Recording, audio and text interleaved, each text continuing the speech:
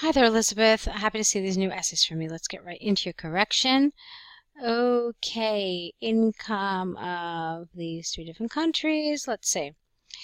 The pie chart shows the USD millions of the national income coming from 5 different sectors in 3 countries in 2014. 1, 2, 3, 4, 5.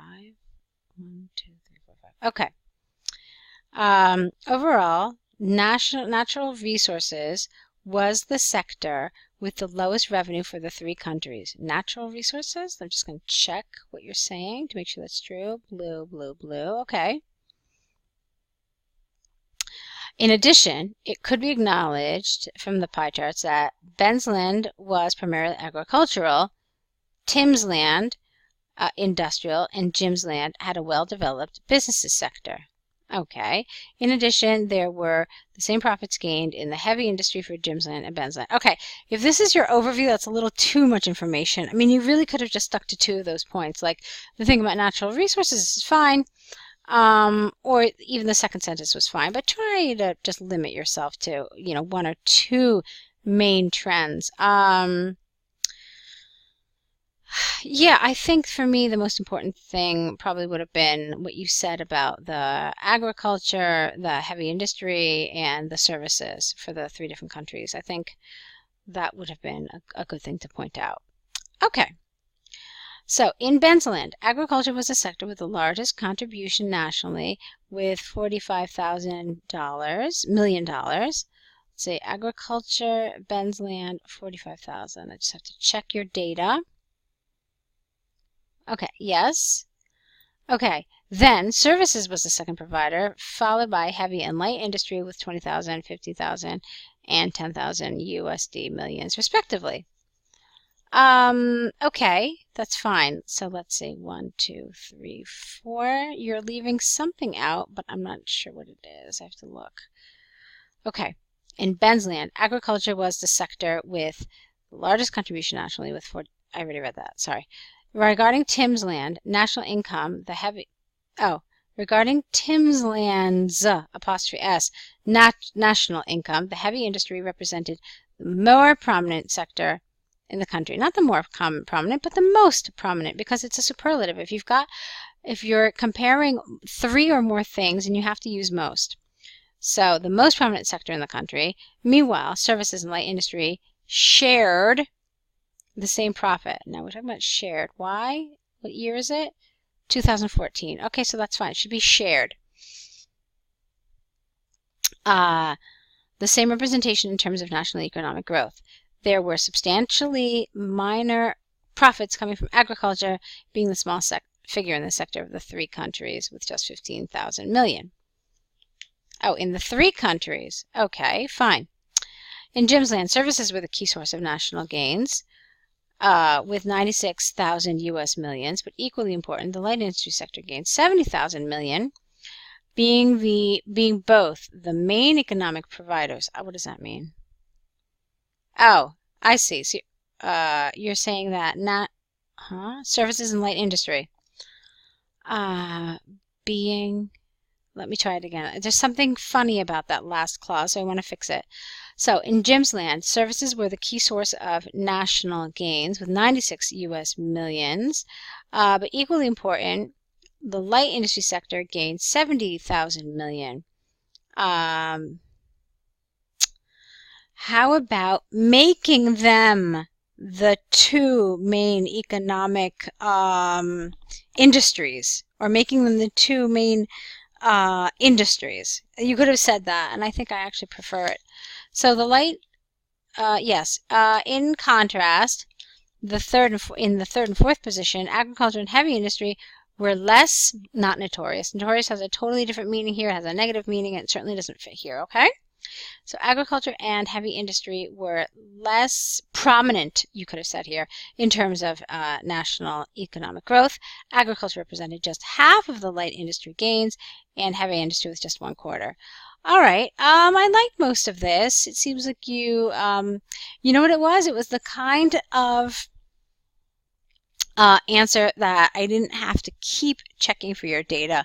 And I think that I probably could have drawn this based on your description, and for me that's an important thing for an essay to have. It was clear enough that I knew what you were pretty much describing. There obviously were a number of errors in terms of your grammar and lexis, so you now need to revise those. Okay? Why don't we now look at your task 2?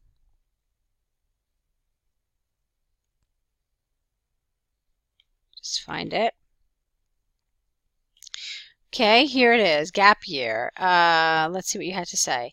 The issue of whether or not taking a gap year would be beneficial for individuals and their future careers has been debated over the last decade.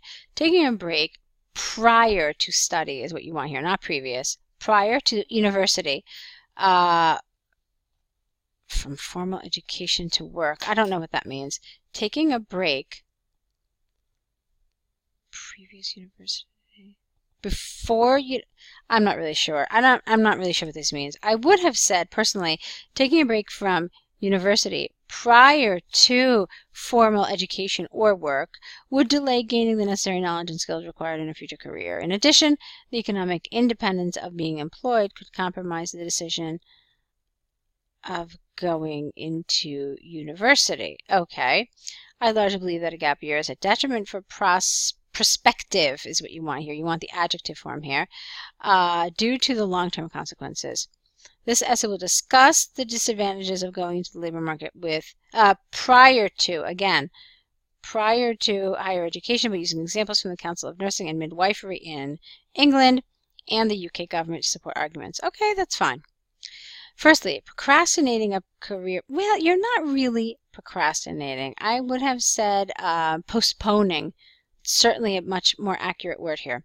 So, firstly, postponing a career path by taking a gap year may delay, not to develop, but may delay the development of one's full potential. The central reason behind this is if gap year takers postpone the university entry year, they would unavoidably finish their degrees later. Hence, there would be a deferral in their hands-on work experience and career progression. Consistent with this line of thinking is the mastery achievement would be retarded as well. For instance, empirical research from the Council of Nursing and Midwifery in England demonstrated that midwives' performance and birth outcomes were greater after 10 years of practice. I think you want to see here. As this was the necessary time frame is the expression you want, to attain mastery. I guess so, but just more natural feeling to me is obtain mastery in any field. Therefore, it is conclusively clear that delaying university entry could postpone professional knowledge and growth. Okay, then let's see what we have. Furthermore, look at one thing. Why? Okay. Furthermore, working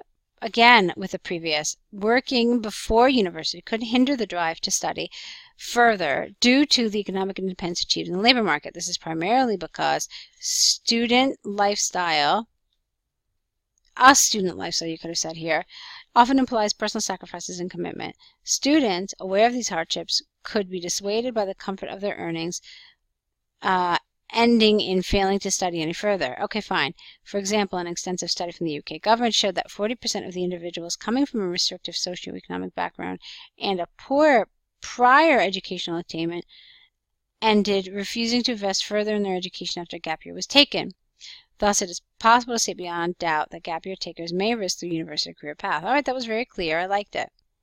To conclude, it could be acknowledged that the labor market experiences, I don't know what this means. I'm not sure.